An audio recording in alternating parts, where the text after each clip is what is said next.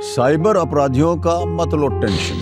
Stop, think and then take action. तो बहुत बड़ा मिस इन्फॉर्मेशन का एक दौर चला था जहाँ पे फेक न्यूज़, फेक वेबसाइट्स और फेक इन्फॉर्मेशन लाए जा रहे थे।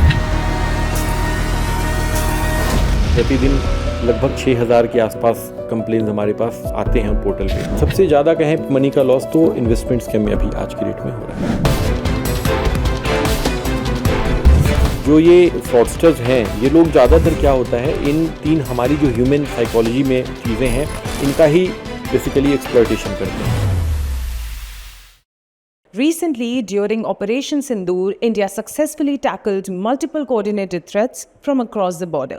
Not just drones and missiles, but also cyber attacks aimed at targeting our critical infrastructure and digital systems. And each one of those attacks detected, deflected, neutralized.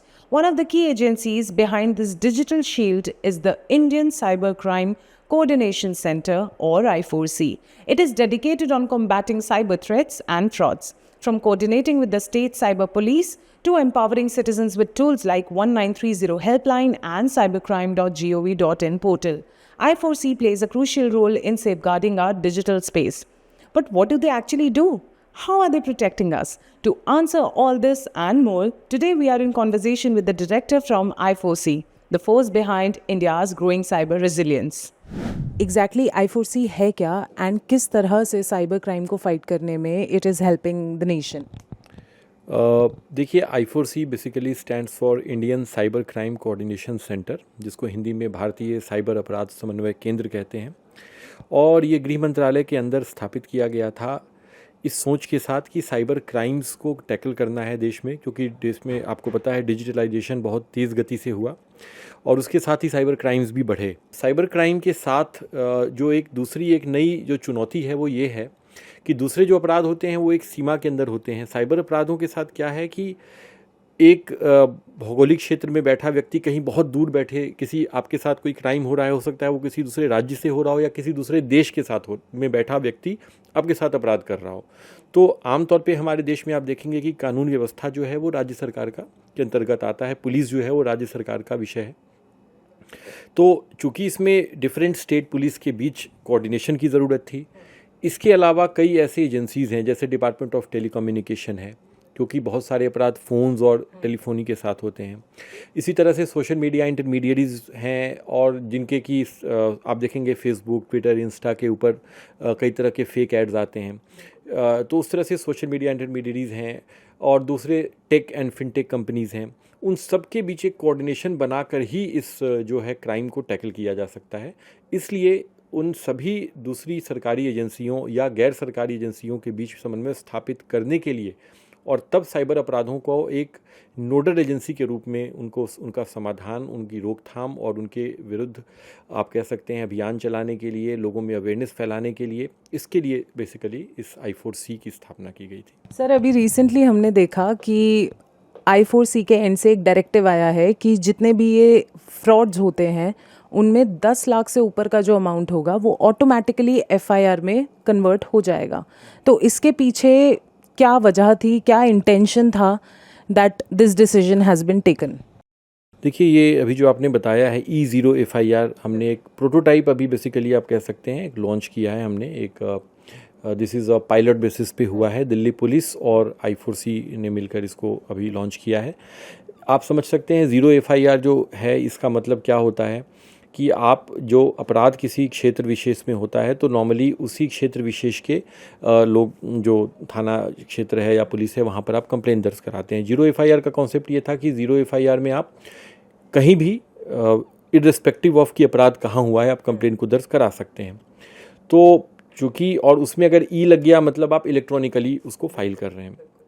चूँकि जो cyber अपराध है इसमें समय का बहुत अधिक महत्व होता है। अगर आपके पैसे सपोज़ किसी गलत तरीके से निकल गए तो अगर आपने उसको 2 दिन के बाद कंप्लेन की या मे बी 3 घंटे या 4 घंटे के बाद भी कंप्लेन की तो बहुत हद तक संभव है कि आपका पैसा जो है वो जो हमारा बैंकिंग सिस्टम है इसके बाहर निकल गया हो या देश के बाहर चला गया हो, क्रिप्टो में कन्वर्ट कर दिया गया हो। तो समय का बहुत महत्व है। तो इसके लिए हमारे जो माननीय प्रधानमंत्री और जो माननीय गृह मंत्री महोदय का निर्देश था, जो सिटीज़न फर्स्ट की जो एक हमारी प्रिंसिपल है गवर्नमेंट की, कि हमें नागरिक को कम से कम असुविधा हो और ज़्यादा से ज़्यादा चांसेस हो उनके पैसे रिकवर कराने के। तो इस भावना के साथ जो है किया गया कि जैसे ही पर्सन को पता चलता है कि कहीं भी उसके साथ इस तरह का फ्रॉड हुआ है, विशेष रूप से मॉनेटरी फ्रॉड, वो तुरंत कहीं भी बैठा हुआ जो हमारे पोर्टल पे कंप्लेन डाल सकता है। वो कंप्लेन को एफआईआर के रूप में लेकर के उस पर कार्रवाई की जा सकती है। तो सर, ये 10 लाख के फ्रॉड्स की जब हम बात कर रहे हैं तो ये 10 लाख के फ्रॉड या स्कैम हम बोलें तो सबसे ज़्यादा किस कैटेगरी में होते हैं? Whether we talk of business related scams या फिर इन्वेस्टमेंट का किसी ने स्कैम कर दिया, किस तरह की कंप्लेंट्स सबसे ज़्यादा उस 10 लाख के फ्रॉड्स में आती हैं? देखिए, कई तरह के फ्रॉड हैं जहां इतना पैसा जा सकता है, मगर अगर जो मुख्य रूप से जो ज़्यादा अभी कह सकते हैं प्रचलन में है, जो मोडस ऑपरेंडी, उनके हिसाब से देखें तो जो इन्वेस्टमेंट फ्रॉड है, इन्वेस्टमेंट स्कैम जिसको बोलते हैं, जहां पर कि लोगों को ये कहा जाता है कि आप अपने पैसे इन्वेस्ट करें किसी शेयर मार्केट के नाम पर, किसी ऐप या किसी ऐसे वेबसाइट पे जो फेक होता है, जहाँ पर सिर्फ लोगों को पैसे बढ़ते हुए दिखते हैं और वो बाद में निकाल नहीं सकते। अब चूंकि लोगों को शुरुआती दौर में कुछ पैसे दे दिए जाते हैं, उसके लोग क्या होता है, लोग मोटिवेटेड होकर के और ज़्यादा पैसे लगा देते हैं। जब ज़्यादा पैसे लगा देते हैं तो वो पैसे ब्लॉक हो जाते हैं, उनको मिल नहीं पाते। और ये जो पूरा प्रोसेस है वो over a period of time होता है। मतलब ऐसा नहीं कि एक दिन ही किसी ने 10 लाख लगा दिए, पहले वो मे बी 50,000 लगाएगा, फिर 1 लाख लगाएगा, फिर 2 लाख लगाएगा। और चूंकि ऐप में उसको पैसे बढ़ते हुए दिख रहे हैं तो उसको लगता है मेरे पैसे बढ़ रहे हैं, तो वो और पैसे लगाने के लिए जो है उत्साहित होता है व्यक्ति। तो इस रूप में क्या होता है, उसके कई बार कई लाख रुपए इसमें स्कैम में चले जाते हैं। इसके अलावा डिजिटल अरेस्ट है, जहां लोगों को डरा करके जो है वो कई लाख रुपए इस तरह से ट्रांसफ़र करा लिए जाते हैं। हालांकि उसके विषय में बहुत अधिक अभी जागरूकता आई है और हाल के दिनों में, महीनों में हमने देखा है कि काफ़ी कमी आई है डिजिटल अरेस्ट के मामलों में और पैसे के लॉस में। बट ये इन्वेस्टमेंट स्कैम है, ये अभी प्रचलन में है। और इस इन्वेस्टमेंट स्कैम शेयर के थ्रू भी, मार्केट के नाम पर भी हो सकता है या क्रिप्टो करेंसी में इन्वेस्टमेंट के नाम पर भी हो सकता है। इसके अलावा मैं बोलूँगा वो पार्ट टाइम जॉब स्कैम है, जो उसके माध्यम से भी लोगों के पैसे जाते हैं। लेकिन सबसे ज़्यादा कहें मनी का लॉस तो इन्वेस्टमेंट स्कैम में अभी आज की डेट में हो रहा है। ऐसा क्या रेड फ्लैग्स होते हैं या ऐसे कौन से कॉमन टैक्टिक्स होते हैं जो मैं एज अ सिटीज़न या फिर आम कोई सिटीज़न है वो देख के या सुन के समझ जाए कि हाँ ये फ्रॉडस्टर है? मुख्य रूप से अगर आप समझें कि बेस लाइन क्या है, कैसे हम समझें कि ये फ्रॉड है, सही है या गलत हो सकता है, 3 चीज़ें हम हमेशा बोलते हैं: लालच, डर और लापरवाही। अगर किसी के साथ फ्रॉड हो गया है तो वो गोल्डन आवर में उसे बोलूँगी, उस गोल्डन आवर में एक नॉर्मल सिटीज़न को जिनके साथ फ्रॉड हुआ है वो क्या ऐसे स्टेप्स ले सकते हैं जिससे कि जल्दी से उस प्रॉब्लम से वो बाहर आ सकें with the help of course the government, the police and the agencies like I4C?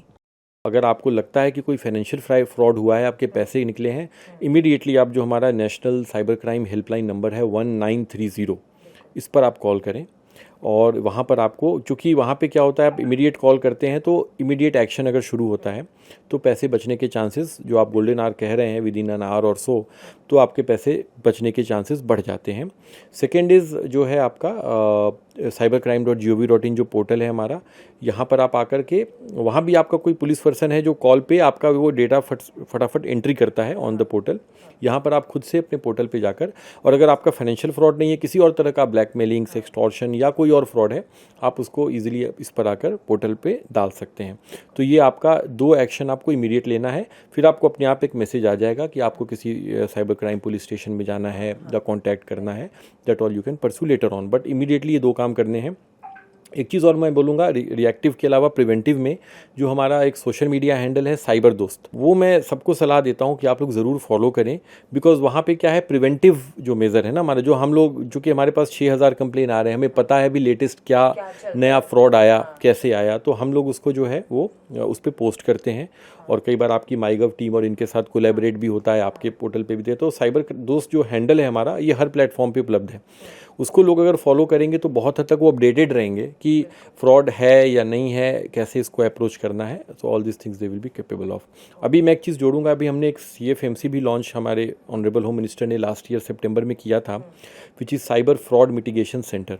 तो यहाँ पे क्या होता है, जब आपका कंप्लेन आता है तो हमने एक ऐसा कंट्रोल रूम जैसा सेटअप बनाया है जहाँ रियल टाइम में डिफरेंट जो बैंक के रिप्रेजेंटेटिव्स हैं, पुलिस के रिप्रेजेंटेटिव्स हैं, IT and social media intermediate हैं, वो सब रियल टाइम पे अवेलेबल एक जगह पे होते हैं।